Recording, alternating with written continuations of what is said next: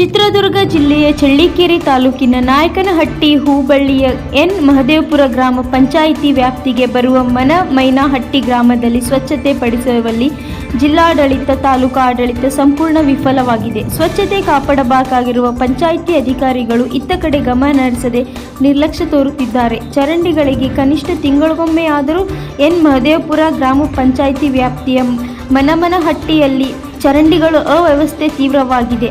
ಅವುಗಳಲ್ಲಿನ ನೀರು ರಸ್ತೆ ಮೇಲೆ ಹರಿಯುತ್ತಿದ್ದು ಅನಾರೋಗ್ಯದ ಭೀತಿ ಎದುರಾಗಲಿದೆ ಎಂದು ಗ್ರಾಮಸ್ಥರು ಆತಂಕ ವ್ಯಕ್ತಪಡಿಸಿದರು. ಚರಂಡಿಗಳು ಸ್ವಚ್ಛತೆ ಕಾಣದೆ ವರ್ಷಗಳೇ ಕಳೆದಿದ್ದು ಅಲ್ಲಲ್ಲಿ ಬ್ಲಾಕ್ ಆಗಿವೆ. ಕೊಳಚೆ ನೀರು ನಿಂತಲ್ಲೇ ನಿಂತಿದ್ದು ಸೊಳ್ಳೆ ಹಾಗೂ ನೊಣಗಳು ಆವಾಸ ತಾಣವಾಗಿವೆ. ಚರಂಡಿ ಪಕ್ಕದಲ್ಲಿ ಮನೆಗಳಿದ್ದು ಸಾರ್ವಜನಿಕ ಓಡಾಟಕ್ಕೆ ತೊಂದರೆಯಾಗಿದೆ ಎಂದು ಆಕ್ರೋಶ ವ್ಯಕ್ತಪಡಿಸಿದರು. ಮಳೆ ಬಂದರೆ ಚರಂಡಿ ನೀರು ರಸ್ತೆ ತುಂಬೆಲ್ಲ ಆವರಿಸಿಕೊಳ್ಳುತ್ತದೆ. ದುರ್ವಾಸನೆಯಿಂದಾಗಿ ವಾಸ ಮಾಡಲು ಕಷ್ಟವಾಗಿದೆ. ಆಗಾಗ ಅನಾರೋಗ್ಯದ ಸಮಸ್ಯೆ ಕಾಡುತ್ತಿದೆ. ಸಂಬಂಧಪಟ್ಟ ಅಧಿಕಾರಿಗಳು ಇತ್ತ ಗಮನ ಹರಿಸಿ ಚರಂಡಿ ಸ್ವಚ್ಛತೆಗೆ ಆದ್ಯತೆ ನೀಡಬೇಕು ಎಂದು ಗ್ರಾಮಸ್ಥರು ಒತ್ತಾಯಿಸಿದರು.